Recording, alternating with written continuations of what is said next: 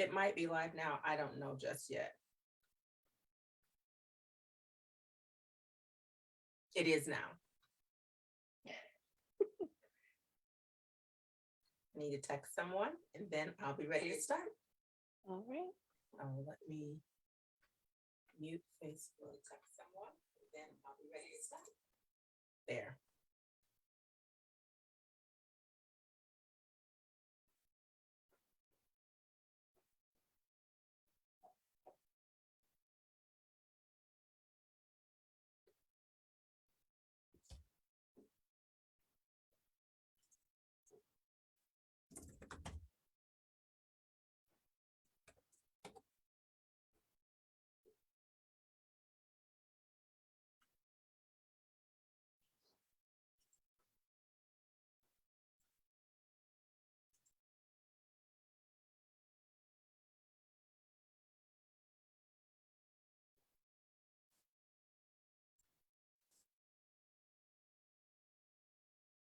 Okay.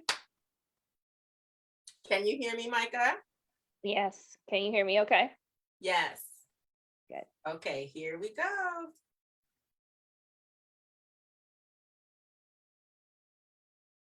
All right. I would like to welcome everyone back to my twice a month interviews through Potential's Place. I am calling it, at least at this point, Alive at 5. And what that has to do with is all the interviews are at 5 p.m. And I didn't have a name for it. I just knew that I felt compelled to do it.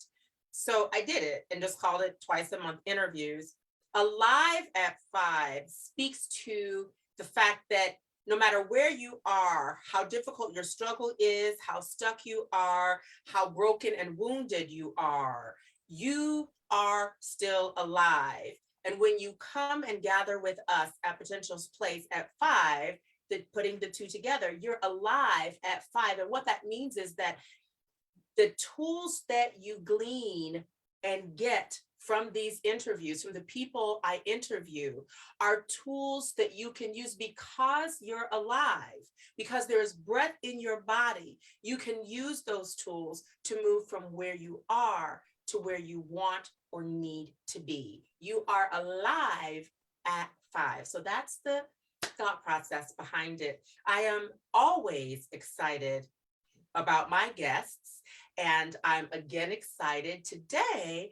I have someone, again, I haven't interviewed anyone who I don't know really well. So I know a lot about the people who I've had on, and this guest, her name is Micah Dorsey. She is a phenomenal woman. She is a wife. She is a mother. She is an educator. She is working on her PhD. She's doing a lot. She's an elder in her church and is doing a lot. And so, first of all, I would like to welcome you, Micah. Thank you for having me. I'm glad to be here. Thank you. And we're going to jump right in. The theme for February, so just to give you the background, Mike, I think I've shared this with you before, but just to give you the background, and for anyone who is tuning in who is not aware, in 2020, I started doing interviews to provide information for people when we were in the pandemic, and I just felt compelled to get information out there that would be useful for people, and that and to interview people who could motivate people and inspire people. And I just kind of did it as I felt inspired to do it. And people started, who I didn't even know were watching, started asking me, well, when are you going to do your next podcast? Or I saw your podcast and I really enjoyed it. I thought, what podcast? I don't have a podcast. And what I realized is the interviews that I was doing, they, in the contemporary context, saw it as a podcast. And we're looking for the next one, though I didn't have a schedule. So coming into this year, I felt compelled to just go ahead and get a schedule together. The purpose of these interviews, these Alive at 5 twice a month interviews, is to inspire and to empower. to empower you to take action by equipping you with the tools that you need. In January, our theme was resiliency, being resilient. And there were two women who had been through quite a bit in their lives who talked about how they were able to come and remain repetitively, in some cases, resilient. You can go back and watch those videos. The theme for February is standing in the face of adversity, standing in the face of adversity. And my first guest is, as I said, Micah Dorsey. So Micah, we're going to jump right in. I want to start with a general overview of what it means to you to stand in the face of adversity. Oh, wait, one moment. Also, I'm sorry. There is I have a member of my team is looking at your comments on Facebook. So if you have any comments or questions that you would like to post, please feel free to do so. She is looking at the one that is on my page, and she will convey to me any comments or questions that come in live, and then I will convey those to Micah so that she can address them. Okay, Micah, standing in the face of adversity, what does that mean to you? What that means to me, just a summation of what that means, because I can go in grave detail of what that means and looks like for me personally, is not allowing your situation or your enemies to dictate your actions.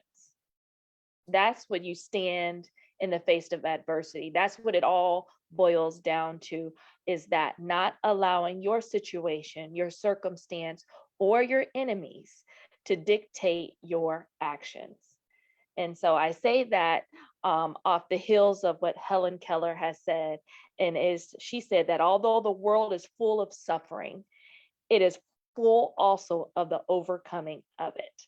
So that is a great statement and speaks to what standing in the face of adversity looks like for me. Awesome, awesome, awesome. Okay, my next question is, as with most people, there are probably a number of experiences that you've had where you've had to stand in the face of adversity. But there's one particular experience that you had that I am acutely aware of that we're going to talk about today. And I want you to share that experience with us. But before you do, I do want to say this. Repeat your definition, because in the context of your experience, I see it taking on a slightly different meaning. Repeat what you said about what standing in the face of adversity means to you. It's not allowing your situation, your circumstance, or your enemies to dictate your actions. Okay. Your situation, your circumstance, or your enemies. And I would say, in the case, just to prepare people for what you're about to share, even your loved ones who were not your enemies, they loved you and you loved them, right? Right. Okay, so go ahead and share that experience with us. My standing in the face of adversity, like Rhea has already mentioned, is I've had many of things of where I had to stand in the face of adversity, but I want to say one that stands out the most, that I have a tendency to always reflect on when I'm facing adversity in the present, and see what I did then to learn from it and apply it in the current situation, was in 2015, I was diagnosed with thyroid cancer. And as Rhea already mentioned, I am married, and we are parents of 4 children. And at that time, we only had 3. And so life was good. It was good. You know, I thought, hearing the doctor's prognosis and diagnosis of thyroid cancer, it was something that can be treated. I wasn't overly concerned about the cancer. I really wasn't, to tell you the truth. And because I have a little bit of science background as well. And then I'm not saying that all my eggs are in a basket of science, but I know the power of prayer as well. So I wanted to make sure that I did what was being required or requested for the treatment plan for my thyroid cancer and move forward, and we can go on from there. So in that moment, I had surgery scheduled that was in September of 2015, and they took out part of my thyroid. Well, they did a pathology on that thyroid and found out that I had carcinoma features in that part of the thyroid that they had taken out. So, just to be cautious and to take preventative measures, they decided that it's necessary to go back and take the other part of my thyroid just in case the cancer had spread there. So, within a week's matter of time, I had my other part of my thyroid removed, um, just to make sure that there was no cancer that spread through the body or any other parts of my thyroid. And it was a tough process. I thought that that was standing in face of adversity because there were some things that had came up during that. As Elder Rhea said, I am actively involved in the ministry, and I'm part of the praise and worship team, as well as I am an elder. I am an educator, so it does require that I speak a lot and use my voice. Well, as a result of the second surgery, I had lost my voice completely. And I thought that was it. I thought that, okay, God, what are you wanting me to learn in this? The power of my voice, what is it? Because I've lost it. I guess that's the obvious, right? It's the power of my voice. But in that, um, even though it was the obvious, that was God was showing me is the power of my voice and how we can take that for granted when we don't use it. And so, okay, I was like, we'll get through this. Well, I saw a speech pathologist in the interim and trying to regain my voice and the use of my vocal cords. And of course, my pathology report came back, they had cleared everything, but we want to go ahead and move forward with radiation. So that was in 2015. And in 2016, we're preparing me to get ready for the radiation that I was going to be part of in order to make sure that any cancer cells were ablated. Well, in that process, like I said, we have 3 children, and I was scared, not really having my voice. It was raspy. I really couldn't speak at a high volume level. It was whispering all the time. And I was nervous as radiation approached. And my husband and I had to go through several different types of testing. Well, I did, and he was right by my side. Through testing, I had to follow a strict diet to ensure that my iodine level was minimal. And before taking the radiation. So the day of my radiation, let me just go ahead and fast forward because this standing in adversity can take a long time to really discuss because I'm very passionate about this moment in my life because I felt like it was a very pivotal moment in my life. It was a monumental experience for spiritual sensitivity. That's what I can say without a shadow of a doubt. I'm just confident in that that's what this was. So as we go to the hospital, they ran some tests, and one of those tests is a formality test, is that they test to see if you're pregnant. And they said, well, you're not pregnant, but they did find some levels of HCG. And if any woman knows that HCG levels are hormones that are off, that appear in our urine if we're pregnant or have been recently pregnant, right? And so when those levels were low, and they said, but it was below the hospital standard to be considered pregnant. So we were alarmed at that point. At that moment, my husband and I immediately asked the technician, could it be a possibility that I am? They reassured us, no. When we saw the nuclear medicine doctor, we asked again. He reassured us, no, we're not pregnant at all. But still, we said we need to ask. We need to just make sure that this is not what it is, because like I said, I had a science background and I understand what those traces of hormone indicates in our urine as a woman.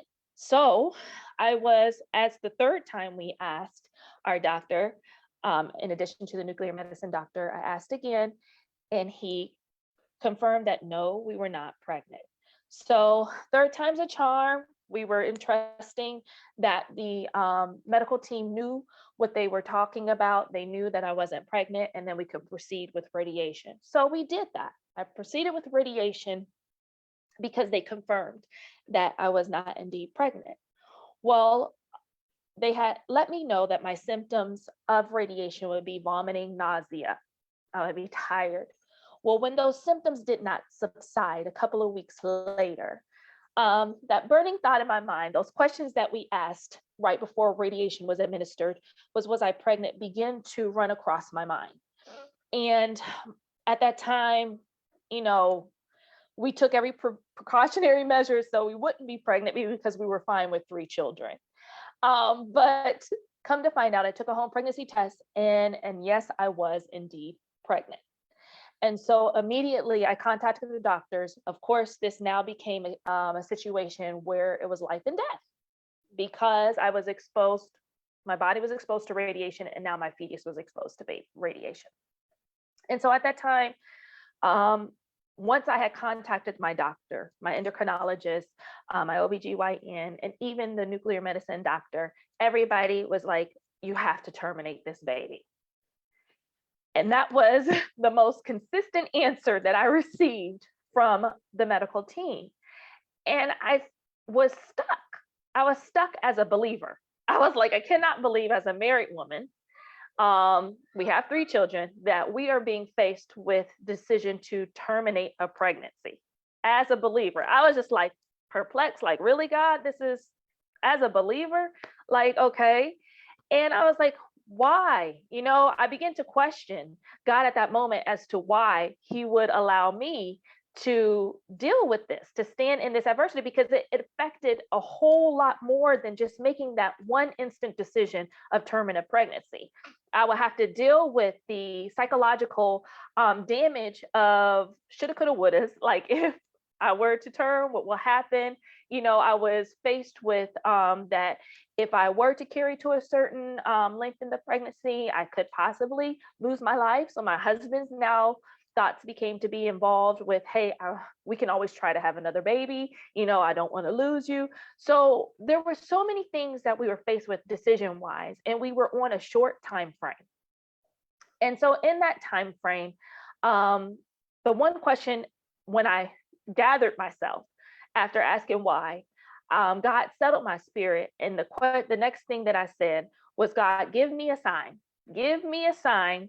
And the sign to show that this would be a viable pregnancy, because I was told that this pregnancy, the baby, if the baby were to make it to term, would not have a good quality of life, that the baby would be brain dead, that the baby wouldn't have a thyroid, that just, am I ready to live a life to where I am taking care of somebody who is disabled? And so hearing all of that, I just said, God, I need a sign. I understand that that's the what I might be faced with at that moment, or, you know, long term, I might be faced with if we choose, you know, to continue with this pregnancy, that's what we have to live with. But at that moment in my life, I felt like if that's what God was wanting us to do, like, that's what he's going to, you know, that's what's going to happen. He's going to give us the tools that we need in order to take care of a baby who is disabled. And did I want that? Absolutely not. Did I wallow in like, why me again? No, I just said, give me a sign. So it was at our second appointment when we were at the maternal fetal medicine doctor, the specialist, because at this time I was having to see the doctor on a weekly basis to check the progress of my pregnancy. And it was at this particular ultrasound that I saw not only a heartbeat, but a movement of limbs. Okay, fingers and toes had not yet been developed, but a movement of limbs. And God said, there's your sign. It was at that moment that I said, I'm going to have this baby. I became real selfish. I knew I had a husband to think about, and I had to not only deal with the consequence of continuing to be pregnant, but I had to deal with going against what my husband's desire was. And he wanted to keep me alive. He said, just let's have another baby. And so in that moment, I thought that making that sound decision and God giving me a sign that my husband would still be okay, that he would be okay, that he would get on board. But that wasn't the case. My husband was not on board. He was angry with me. He felt that I was selfish in my decision because it didn't take into consideration his feelings and the future of my children, of our children, and the future of our own relationship and marriage. So there was a divide. I was in this pregnancy for 9 months by myself. My husband would attend the doctor's appointments, but to be physically present or emotionally present. He was physically present, but to be emotionally present to where he was supportive, that lacked the whole 9 months. So as you can hear, I 9 months went through the whole process of seeing doctors on a weekly basis, tested and tried in my own home. In my own home, I felt like I had overcome a hurdle of this being a situation where the doctors see God's hand. It now turned into my own home to where the people who lived in my home, the people who loved and supported me and everything, had to be shown the hand of God, and I'm just like, why do I have to be that one? So living in a house where there was tension, where there were moments where we didn't speak to each other, when it came to the baby. My husband never touched my stomach. He would touch my stomach in the other pregnancy, and he never touched my stomach. He never talked to the baby. And so I'm talking to the baby, and I'm like, daddy loves you and all this kind of stuff to reassure and to kind of calm my fears. But God had to show me, he said, just concentrate on the decision that we have made. I haven't even went to my parents who are pastors, and we asked them what we should do. And so, like nobody could give us an answer. I wanted an answer. We wanted an answer. And we continue to seek so much professional and spiritual help and guidance in this, is that we didn't get the answer, that black and white answer that we were looking for. And it's that God is going to answer. But I knew in my heart that God said, move forward with the pregnancy. So in that, being by myself, being isolated in a pregnancy was difficult, and I'm married. As a married woman, that's something that you wouldn't anticipate or expect, to be in this journey by yourself when having a baby. It's supposed to be a joyous occasion, but it wasn't. It was something that was ripping us. It was ripping us from the inside. It was ripping our marriage apart. And I didn't know how to deal with a marriage falling apart. I didn't know how to deal with the possibility of our baby being disabled. It was so much moving parts to this adversity.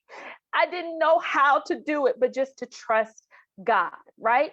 And each day, each week that passed, each challenge that we needed to overcome, each milestone in the pregnancy that we needed to meet, we met. And, we come back and they would say that the baby's okay, but then the doctor would come back and say, things still can develop once the baby is born. And it's just like, okay, we see and hear good things, but then it's just that daunting reminder that still this baby may not have the quality of life that you think. He may be moving in your belly at this time, but that can all cease to exist once this baby enters this world. So we fast forward to the day of our fourth child being born. And he was born in 2016 in November 7th. And it was a very vivid day. It was a day that was beautiful outside. I know it was the day of where presidential election was going on, but it was such a beautiful day. This day, my birthing process was not like my other three children. I began to experience labor differently. Okay, I was looking for similarities to indicate that the baby was coming, but it was a different type of indication of labor and that he was coming. So the day progressed. We went to the hospital. They said, we're going to have your baby. And I'm just like, okay, God, here's the moment. Here's the defining moment. Like, I've trusted you thus far. You have kept me, and my husband's here physically, but I need him to be here emotionally for me.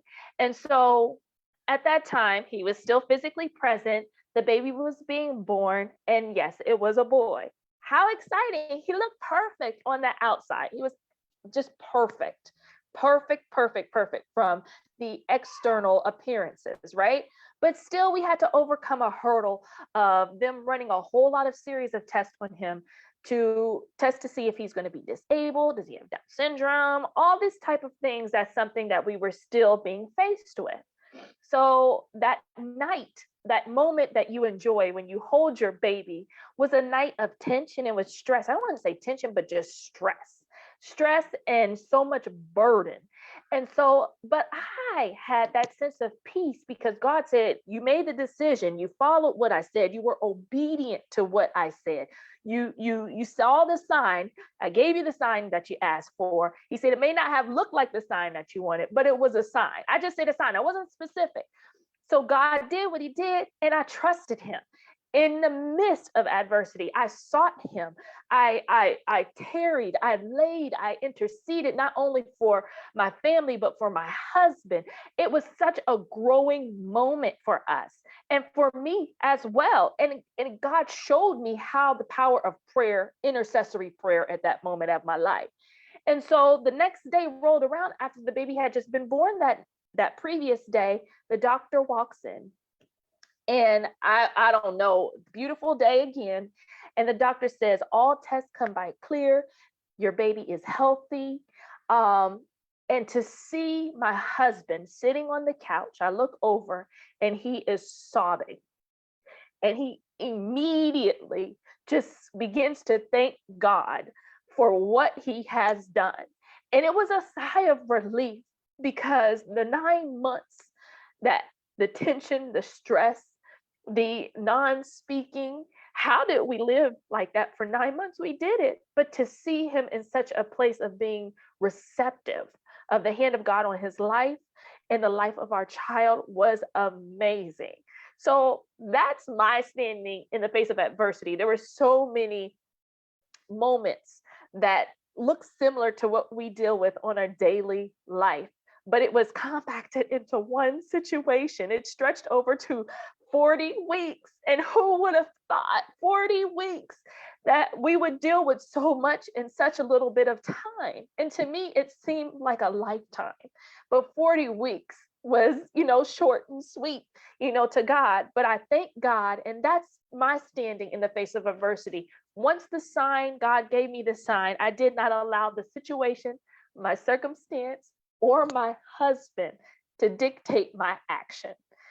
And to think back on what we would have missed out on if we would have listened to the doctor, I can't even imagine, because Jackson brings us so much joy. That is our miracle baby. And he has really brought a lot of things together and into perspective as far as where God is taking us in our life. Awesome. That is awesome, Micah. I remember at your baby shower, I remember you saying, Jackson is supposed to be here. That God has a purpose for Jackson, and Jackson is supposed to be here, and he is here. I think I have the answer to my next question based on what you just said a moment ago, but I want to ask it. At any point with the process that you were going through, with your husband's wishes, with what the doctors were saying, did you waver at all and consider going with what the doctors were saying you should do or what your husband wanted? I considered it. Just to be, it was, I considered it. I considered it to the point where we were given that a medical abortion or termination could be done up to 17 weeks. And so the 17 weeks happened to fall on during the week of a retreat that we attended. And I was still looking for, I guess, that black and white answer, God to come down and be like, Micah, like, this is this. But I had to remember that I asked him for the sign, right? And he was gracious enough to give me that sign earlier on, but I was still in the back of my mind, like, okay, I still need you to come down, sit next to me. I need you to tell me exactly what you want me to do moving forward, because the 17th week is now upon us. And so I doubted. I mean, even though I saw the sign, I still doubted and I still considered doing it, right? Because I was scared. I was absolutely scared out of my mind. And we weren't looking to have any more children, but that's not a reason, to get to not have a baby. Babies are precious. I just couldn't, it didn't matter if it was planned or unplanned. but I considered still doing it because I was still being bombarded with the medical information that the medical doctors were providing. And then my husband was doing his own research. Like, I guess he could have earned his PhD in this subject matter by the time that he was done. And that's, I kind of laugh, but it's the truth.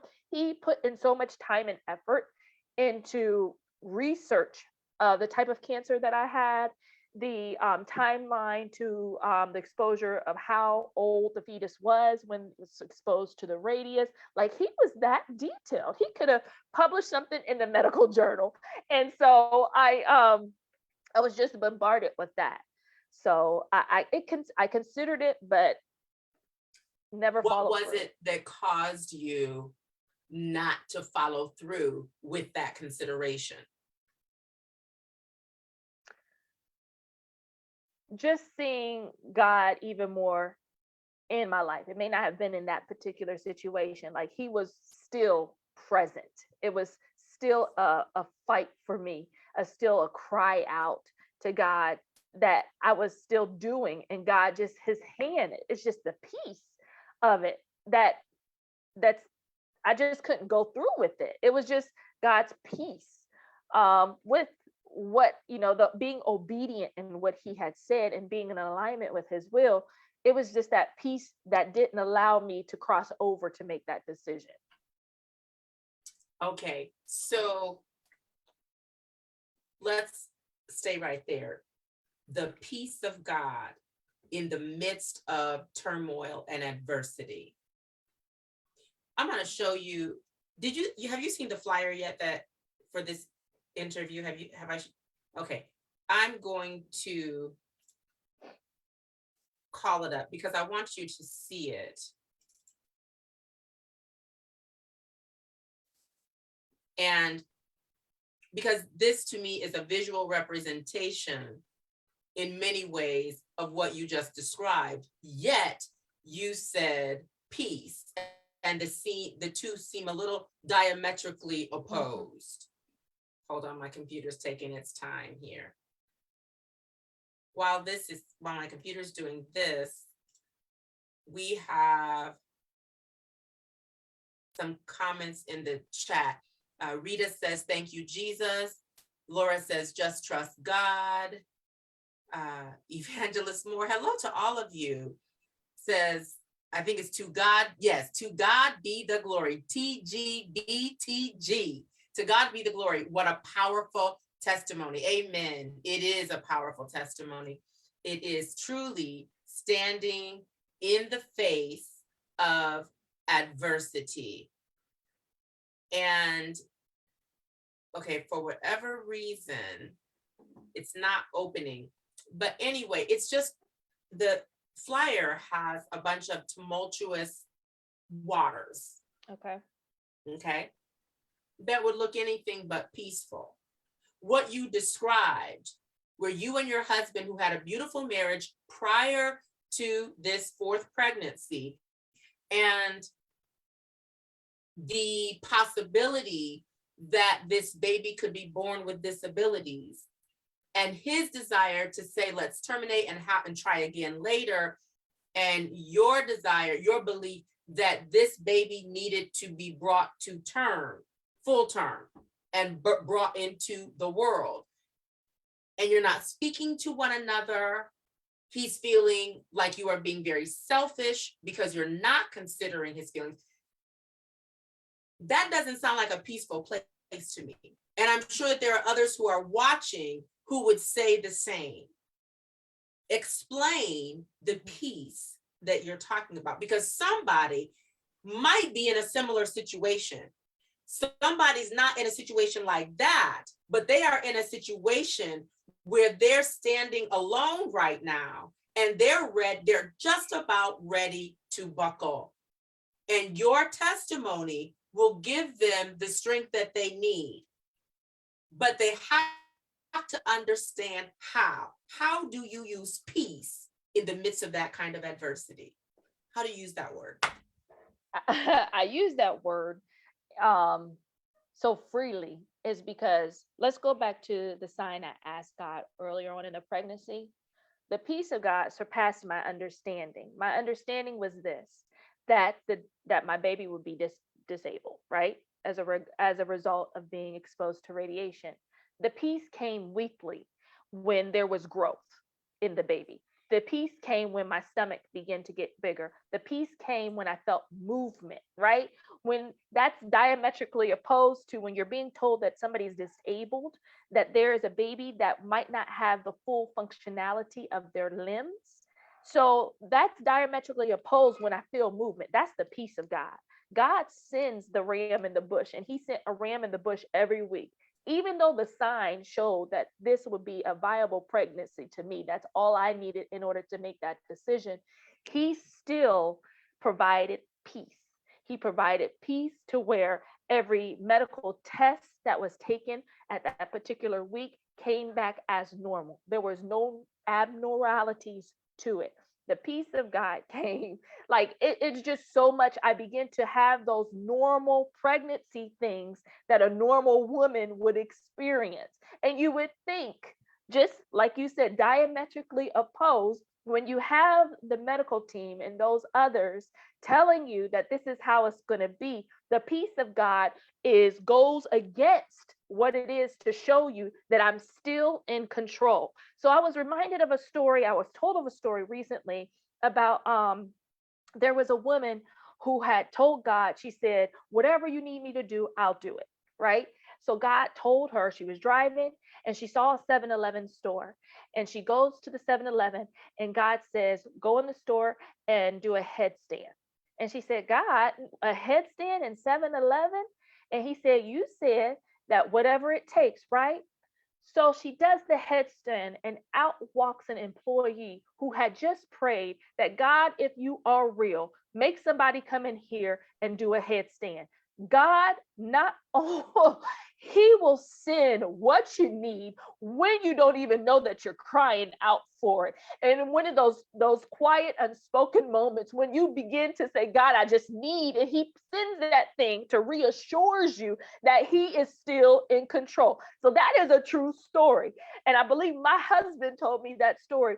But that's reflective of this situation, is that when you say, God, I'll do whatever you say, doing whatever is out of the ordinary. Oftentimes we look for ordinary things to say that it's okay, but God said, if you just trust me, then I'll do the rest. And that's all he wanted. So the peace came with the week by week trust, the day by day trust. And then in that, he began to give me confirmation and affirmation that I'm doing what it is that he said to do. Even though I asked for just that sign, he still came back because he knew that in my humanness, that I would still begin to contemplate if this was the right decision. So when I begin to see growth, when you begin to see something that is diametrically opposed to your situation, it is God reassuring you that he cares and he loves you and that he is in control. So the peace comes with that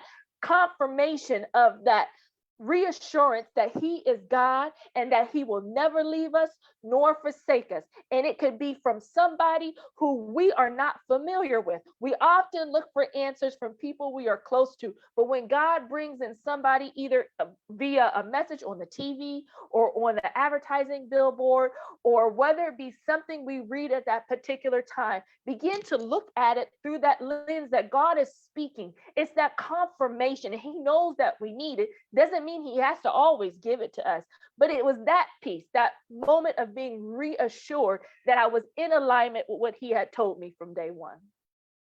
Okay. As you're talking, I am thinking about fear. Mm-hmm. And that a lot of times what happens is, Micah, you could have lost your marriage by the choice that you made. Mm-hmm. So you felt that God was telling you to keep the child. Mm-hmm. Your husband wanted to terminate. You could have lost your marriage. That's a real legitimate fear. And what I see is that oftentimes the choices that are made are rooted in the fear of what the potential consequences are. Mm-hmm. The other reality was, if you lost your marriage and had a child with disabilities, you would probably be stuck raising, caring for, nurturing that child by yourself. If your husband said, I'm out of here, I told you to term the pregnancy, you did what you wanted to do. Mm-hmm. Now, and I don't know that he would have made that choice. Side note, Mm-hmm. this is going to be a 3-part series. So I asked Micah to be interviewed as a part of the twice a month Alive at 5 interviews for February, because our theme is standing in the face of adversity. As I was preparing for this interview, what came to me is that I really want to turn this into a 3-part series. So part 2 will be a one-on-one with her husband, where you will get to hear his perspective. And then part 3 will be the 2 of them together. And you will get to meet, for those who don't know, beautiful little Jackson, who is a hoot. You'll get to meet Jackson. But the fear. So what I want you to do now, Micah, you've talked a lot about how you processed your way through, but I want you to take a moment and give some practical tools, verbalize some tools, some keys that people can use in their own lives. Because to hear you say that God is speaking to you, but what if somebody's watching and they don't know the voice of God? Mm-hmm. They only know what they feel. They just feel compelled. They can't say God said. All they can say is, I'm just convinced, or this is what I believe, or this is what I want. But they don't have a God said. What are some practical tools that you can give them to walk through their journeys as they are trying to find the strength to stand in the face of adversity? One practical tool is not to limit the information that you review to make a decision. I think when we make decisions, oftentimes we use intuition, past experience to help us facilitate or progress through a current decision, but be rational about some things. And I understand that in my particular situation, logically, it didn't make sense. It didn't make sense to do what I did. Speaking to somebody who doesn't have the prior relationship or foreknowledge of God, or who have heard him, I'm sure that you know of somebody that has talked about knowing God. And it could be somebody that you really don't talk to.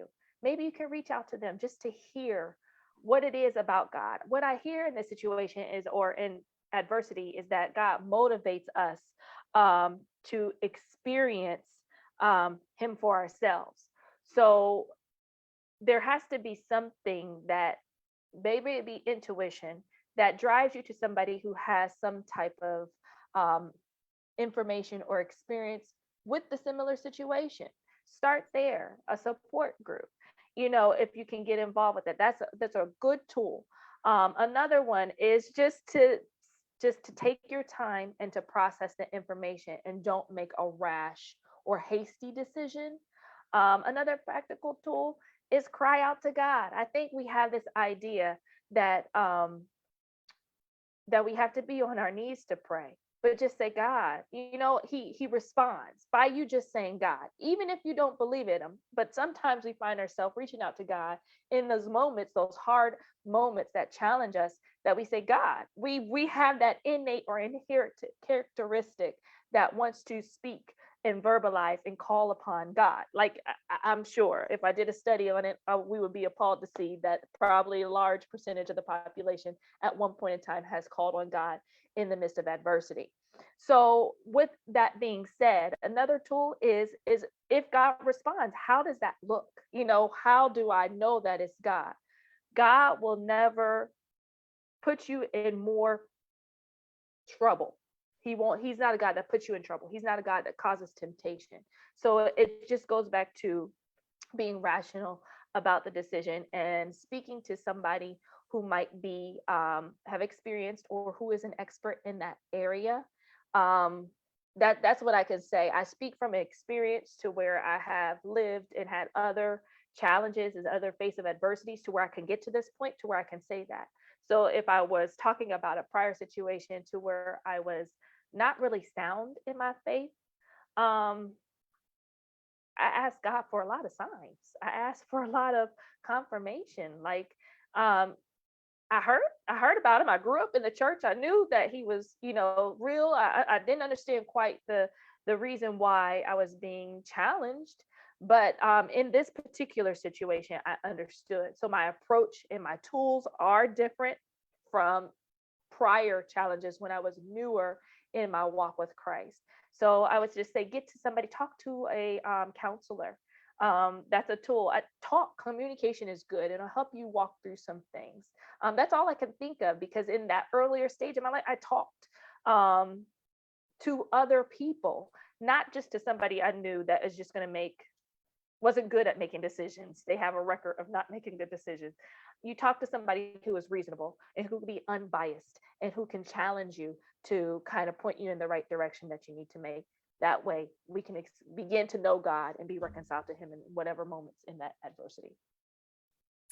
I want to take a moment and talk to those who are watching live as well as those who will watch the recording. As you were talking, Micah, my mind went to a family. It's a beautiful family that they have, I want to say, an Instagram account, maybe. Okay. I know I saw them on YouTube. And it is a family. I believe the mother is a police officer or works in some aspect of law enforcement. I don't remember what the father does, but they had 4 beautiful children.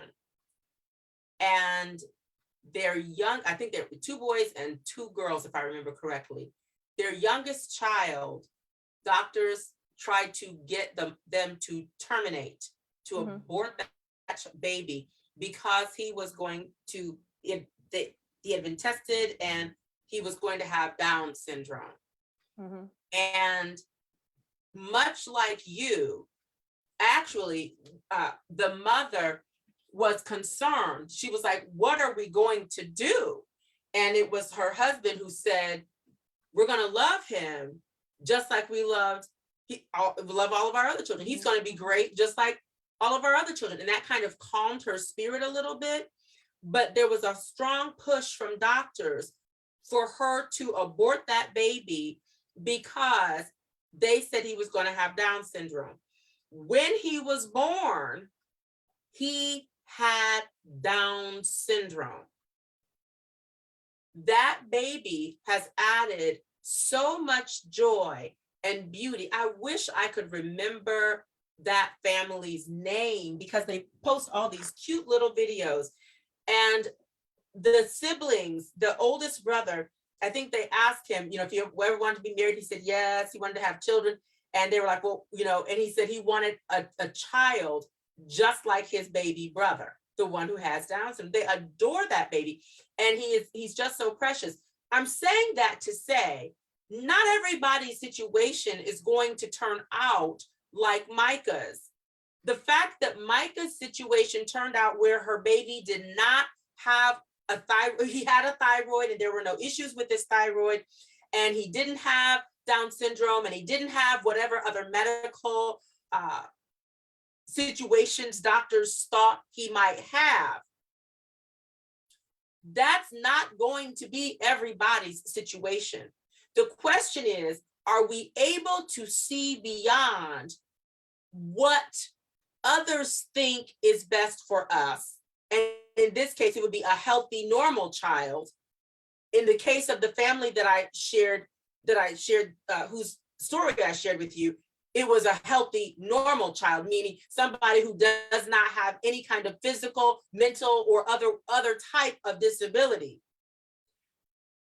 But are we going to be able to see the beauty, the question is, in the midst of receiving something that doesn't look like what we thought it would, or even what we pictured when we envisioned what we wanted. That's the thing. Whatever your conviction is, whether you can say, like Micah said, I know what God said to me, or whether you say, I don't know God's voice, I don't even believe in God, but I do know what I believe, and I do know what I'm convinced of in terms of this adversity that I am facing. If you know what you believe, then our encouragement to you is to stand on what you believe. You can always back up what you believe. And you never have to worry about blaming somebody else. And I think that that's probably why nobody else could give you an answer. Because no matter what happened, if it hadn't happened according to what you wanted or according to what your husband wanted, then you would always be able to blame somebody else who told you what to do instead of you searching it out for yourself and making a decision on your own.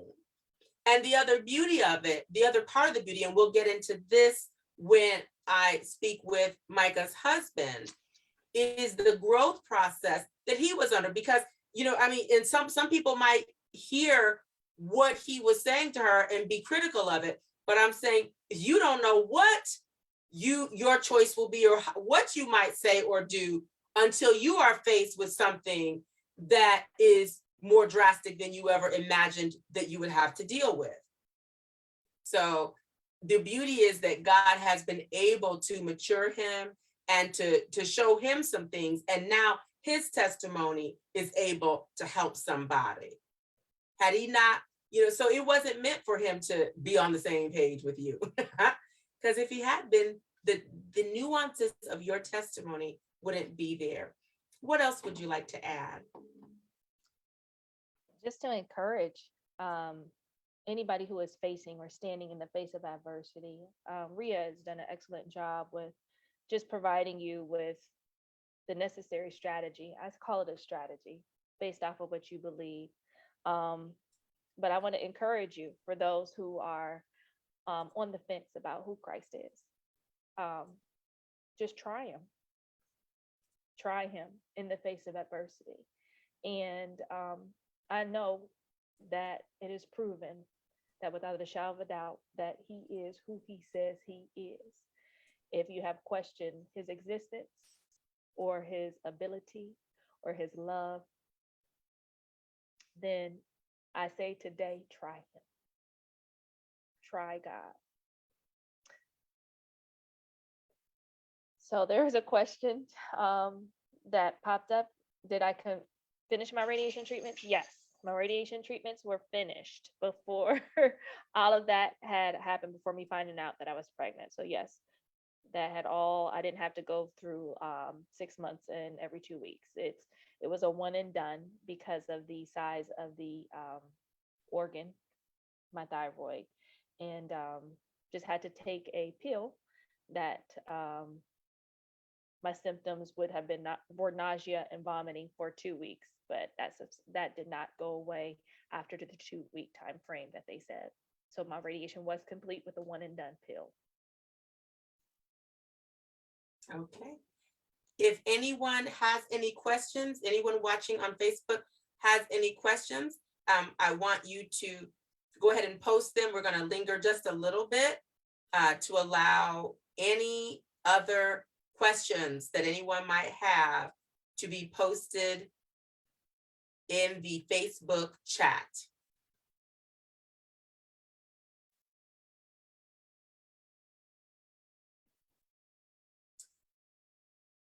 Laura says, awesome. She was the one who asked the question about whether you completed radiation. Okay, I will check back. I don't see any questions coming up right now, but somebody could be typing, so I'll keep checking. Micah, thank you so much for being willing to share your testimony.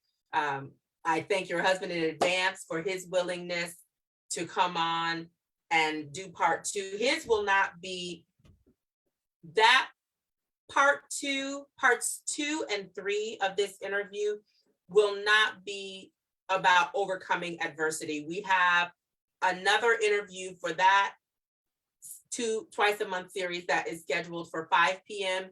on February 19th by an awesome, wonderful woman named Annette Brooks. So I'm excited to bring her experience to you and the nuggets, she's full of nuggets that she will have. But Micah's, the part 2 and 3 that were launched today are not a part of the theme for February. So I will be letting you know, look for a flyer. I'll let you know when I will be interviewing her husband, and then when she and her husband will come back and talk.